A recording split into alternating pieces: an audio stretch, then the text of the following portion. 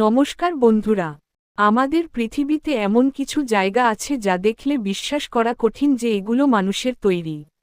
আজ আমরা দাঁড়িয়ে আছি ভারতের এক আধুনিক বিস্ময়, অক্ষরধাম মন্দিরের দোরগোড়ায়। কেন এই মন্দিরের পাথরগুলো হাজার বছর ধরে অক্ষত থাকবে? আর কি এমন রহস্য আছে যা সাধারণ মানুষের চোখের আড়ালে রাখা হয়েছে? চলুন আজকের এই রোমাঞ্চকর যাত্রা শুরু করা যাক দিল্লির অক্ষরধাম দিয়ে। জানেন কি, এটি বিশ্বের বৃহত্তম ব্যাপক হিন্দু মন্দির হিসেবে গিনেস ওয়ার্ল্ড রেকর্ড গড়েছে। প্রায় 100 একর জমির ওপর দাঁড়িয়ে থাকা এই মন্দিরটির মূল গম্বুজটি 141 ফুট উঁচু। কিন্তু এর আসল রহস্য হল এর স্থাপত্য। 11,000 দক্ষ কারিগর মাত্র 5 বছরে এটি তৈরি করেছিলেন, যেখানে কোনো আধুনিক কংক্রিট বা লোহার বিম ব্যবহার করা হয়নি। এটি কেবল গোলাপি বেলেপাথর এবং মার্বেলের এক অবিশ্বাস্য ইন্টারলকিং জ্যামিতি।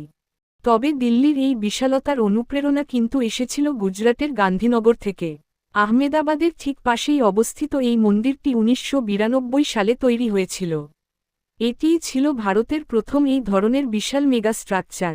দিল্লির মন্দিরটি আকারে বড় হলেও গান্ধীনগর অক্ষরধামের স্থাপত্যের সূক্ষ্মতা আজও মানুষকে মুগ্ধ করে। 10 তলা সমান উঁচু এই মন্দিরটিও সম্পূর্ণ পাথরের তৈরি, যা শত শত বছর ধরে প্রাকৃতিক দুর্যোগ সহ্য করার ক্ষমতা রাখে। দিল্লি এবং আহমেদাবাদ উভয় মন্দিরই তৈরি করা হয়েছে রাজস্থানী গোলাপি বেলেপাথর দিয়ে। তবে দিল্লিতে আপনি পাবেন বিশাল সংস্কৃতি বিহার, বোট রাইড, যা ভারতের 10,000 বছরের ইতিহাস দেখায়। অন্যদিকে গান্ধীনগর অক্ষরধামে রয়েছে ভারতের অন্যতম প্রথম এবং আধুনিক শতচিৎ আনন্দ ওয়াটার শো। দুটি মন্দিরেই লোহা ব্যবহার না করার রহস্যটি এক, অর্থাৎ প্রাচীন ভারতীয় শিল্পশাস্ত্র অনুসরণ করা।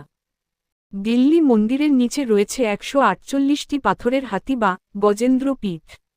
প্রতিটি হাতি আলাদা ভঙ্গিতে কোনো না কোনো গল্প বলছে। ঠিক একইভাবে গান্ধীনগরের মন্দিরেও প্রতিটি ইঞ্চি পাথরে এমনভাবে নকশা করা হয়েছে যে মনে হবে পাথরগুলো কথা বলছে।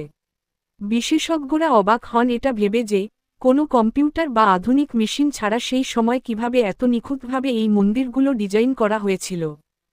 দিল্লি হোক বা আহমেদাবাদ, উভয় মন্দিরেই ইলেকট্রনিক গ্যাজেট নিয়ে ঢোকা কঠোরভাবে নিষিদ্ধ। এর পেছনে বড় একটি রহস্য বা কারণ হল ডিজিটাল জগৎ থেকে মানুষের মন সরিয়ে আনা।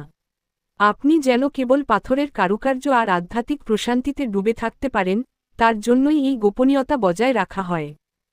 দিল্লি বা আহমেদাবাদ, আপনি যেখানেই যান না কেন, অক্ষরধাম আপনার কাছে ভারতের প্রাচীন বিজ্ঞানের এক জীবন্ত প্রমাণ হয়ে থাকবে।